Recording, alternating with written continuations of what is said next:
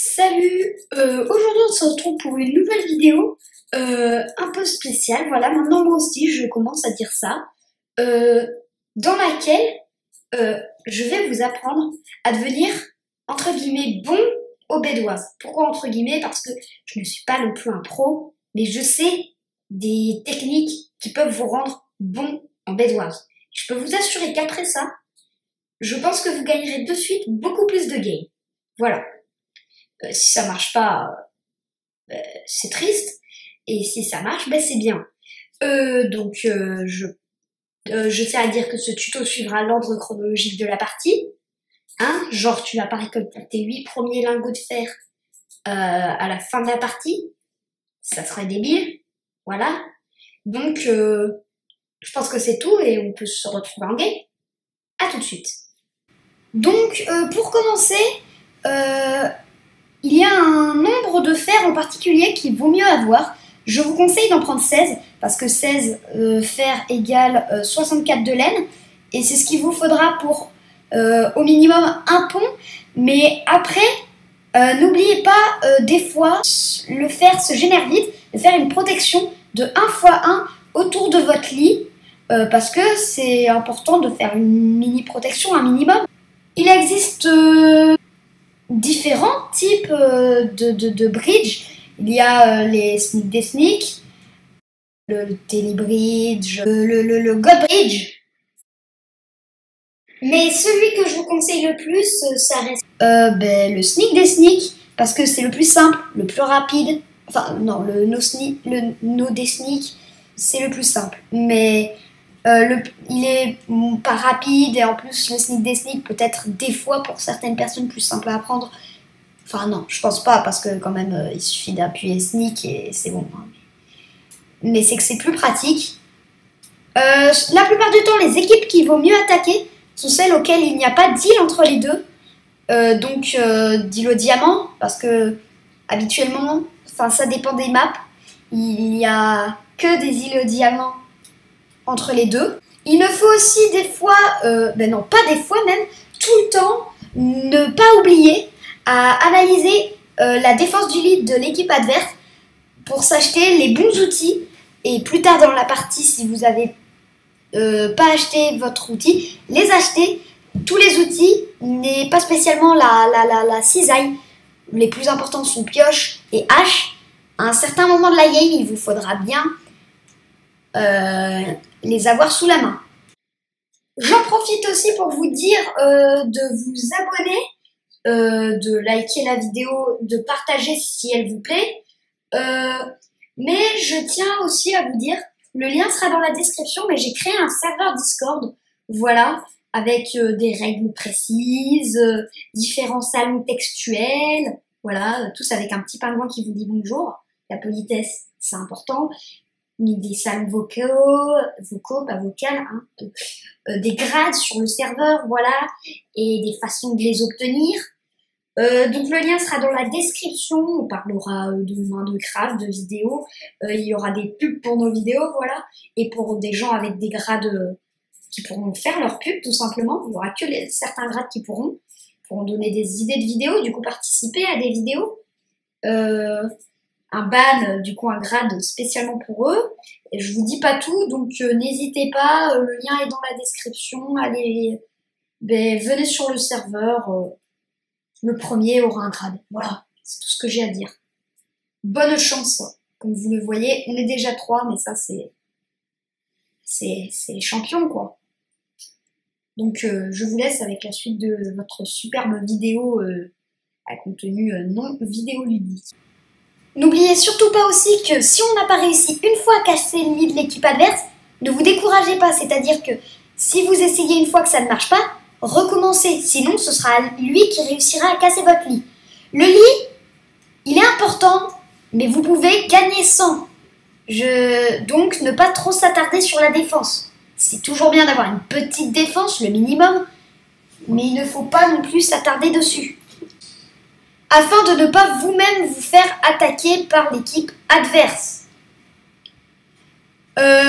Une fois aussi que vous avez attaqué le lit, je vous conseille fortement d'éliminer l'équipe à laquelle vous avez cassé le lit, car leur team est censée être celle la plus proche de votre base, c'est celle à laquelle il n'y a pas de deal entre vos deux bases. Donc, n'hésitez pas à éliminer leur équipe sans pitié. Hein. C'est ça ou vous gagnez pas. Hein. Alors la pitié, c'est pas fort utile, voilà. Ensuite, ce qu'il faudra faire, ce sera attaquer l'équipe la plus proche, mais avec une île au milieu. La plupart du temps, l'île au diamant. L'île au diamant, elle aussi, est importante car il faut gérer les diamants. Car il faut bien penser à les utiliser. Car ça peut toujours être utile, des améliorations, à un certain moment du jeu. Il ne faut pas oublier qu'à chaque fois que l'on doit bridge, on doit prendre de la hauteur, c'est très important. Et on doit toujours prendre de la hauteur pour avoir l'avantage de la hauteur. L'ennemi fera peut-être comme vous, mais essayez d'être le plus haut possible. Au bout d'un moment, il y a une limite de hauteur, donc vous ne serez pas toujours le plus haut. À un moment, vous égaliserez. N'hésitez pas à sauter, potentiellement mourir, mais tuer l'autre ennemi s'il est trop proche de votre base. Vous respawnez à votre base et lui, super loin, normalement. Enfin, il respawn à la sienne alors qu'il tentait d'attaquer la vôtre. Mais après, ils peuvent clutch. Donc, ça n'est pas toujours très intelligent. Voilà. L'Under-Chest est aussi très important. Pour stocker des ressources, il faut vraiment ne pas l'oublier, lui. Parce que, tout simplement, c'est important. Imaginons que vous avez 3 d'or au début de partie. Vous comptez plus tard vous acheter une épée en fer. Au bout d'un moment, ça va être fort utile, je tiens à vous le dire. Car, imaginons que vous mourrez. Imaginons, moi je ne meurs pas, voilà, hein, je vous le dis, je suis immortel. Mais comme ça, vous aurez toujours vos 3 d'or, qui étaient si importants pour vous. Et je pense qu'il y a certaines fois où ça peut vous sauver la vie. Vous avez perdu votre superbe épée en diamant, et bien vous en avez stocké une en fer à peu près équivalente dans votre Under-Chest. Donc vous pouvez là être très content. Si vous avez éliminé les 2 équipes qui vous contourent et qui vous entourent, n'hésitez pas à ne pas arrêter de rush. Vraiment, rush, c'est le plus important dans ce jeu. On n'est pas en rush, mais on est en Bed Wars. Mais je tiens à vous dire que ce mode de jeu a été fortement inspiré du mode de jeu rush. Hein, protéger des lits avec des îles volantes. Voilà, on sait d'où ça vient, sachant que rush est le premier des 2 à être sorti.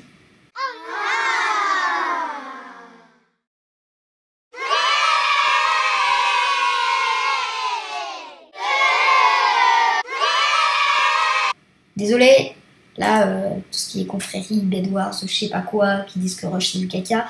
Sans rush, on n'en serait pas là. Personnellement, je préfère le Bed Wars, hein, je dis ça, je dis rien. Je vais me faire taper dans les commentaires. Oh non, tu sais quoi, il n'y a que Famille Funcraft.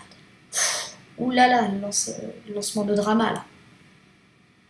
Donc ouais, vraiment, n'arrêtez pas de rush, car sinon c'est vous qui allez vous faire rush par les bons joueurs. Les mauvais, après, vous pouvez vous les faire, quoi. Regardez aussi, n'hésitez pas à prendre le Lunar Client. Je vous mettrai le lien dans la description du Lunar Client. Et activez l'option iPixel pour voir le level au-dessus des têtes des joueurs. Ça peut des fois être important. Quand vous voyez que vous êtes level 5 et qu'un joueur est level 31, je pense que vous savez ce qu'il faut faire si vous avez 2 PV et lui en a 20. Voilà. En finale, regardez le temps de jeu, le temps auquel vous êtes dans la partie, car ça peut souvent être important pour savoir quelle technique utiliser.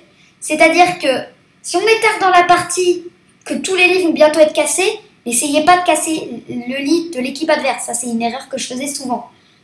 N'essayez pas de le casser, c'est inutile, il sera cassé dans 2 minutes et 37 secondes précisément. J'en sais rien, moi, là je joue pas en fait, là je parle dans le vide, je parle à un ordinateur. Du coup faites attention au temps, parce que après si vous êtes tôt dans la game et qu'il ne reste plus que 2 équipes, là vous pouvez tenter l'offensive, parce que son lit va se casser que dans 30 minutes, et 30 minutes c'est long, enfin je crois. Je crois, hein, je suis vraiment pas sûre du tout. Hein. Du coup, s'il est tôt dans la game, testez plutôt l'offensif. Attaquez 2 ou 3 fois l'ennemi. Si ça ne marche pas, essayez de vous faire déjà un meilleur stuff. Parce que ça ne marchera toujours pas. À moins que vous soyez 2 équipes vraiment pas loin, mais c'est que vous n'avez pas bien suivi mon tuto et du coup c'est pas bien. Et je vous aime pas. Et du coup, oust, sortez de ma chaîne. Oui, parce que en fait, c'est que vous n'avez pas écouté. Je vous avais dit qu'il faut casser le lit des 2 équipes les plus proches. Voilà. Donc, faites un meilleur stuff afin de maximiser les chances de tuer l'autre équipe, l'équipe adverse. N'essayez pas toujours de vous faire du stuff en diamant, car il est difficile d'accès, et si l'équipe a un meilleur stuff, c'est qu'elle traîne souvent au mid. Donc, testez les diamants, qui vous permettront d'enchanter. Les enchantes seraient à peu près plus rentables, je crois. Je crois, hein, vraiment, je suis pas sûre. Hein. Si jamais, à la fin d'une partie, vous n'avez plus de lit, voilà, ce qui serait vraiment dommage, hein, vous avez 2 possibilités. Soit la jouer offensif, tester d'attaquer la base ennemie afin que la base ennemie en soit rendue au même stade que vous et les rechercher à la fin de la partie afin de les tuer. Oui, c'est compliqué. Il n'y a pas d'autre solution, hein, à moins que vous préfériez sauter dans le vide. Ça peut être sympa aussi, mais ça dépend des points de vue. Si vous préférez jouer défensif, / cancer, hein, moi je dis que ça c'est du cancer, mais c'est du coup ça vous ne devenez pas pro, quoi. Et oui, parce que si vous étiez pro, vous avez toujours votre lit. Non, je déconne, vous pouvez vous l'être fait casser, c'est pas très important. Faites-vous du stuff et attendez la destruction de tous les lits. Oui, des fois ça peut être long, je peux vous assurer que ça marche. Faites-vous surtout du stuff. Si vous voulez attendre la destruction du lit, en vie, si vous voulez l'atteindre. Car il est possible aussi que vous ne l'atteigniez pas, voilà. Et ce serait pas rigolo. Voilà. C'est vrai que c'est vraiment pas rigolo. Ça... Enfin, je dis ça, je dis rien, hein. Ça se trouve, c'est super drôle, mais moi, je crois que ça ne l'est pas. Donc, sur ce, si la vidéo vous a plu et que mes astuces vous ont un minimum aidé, n'hésitez pas à liker la vidéo, la partager. Ah, mais ça, je l'ai déjà dit dans la petite partie Discord. Bon, c'est pas grave, je vous le répète, on ne sait jamais. Abonnez-vous, likez, rejoignez le Discord, partagez. Mais je crois que c'est tout, logiquement, il n'y a pas d'autres fonctionnalités sur YouTube. Ah si, abonnez-vous. Et c'est à peu près tout. Merci de m'avoir écouté. Salut, à la prochaine.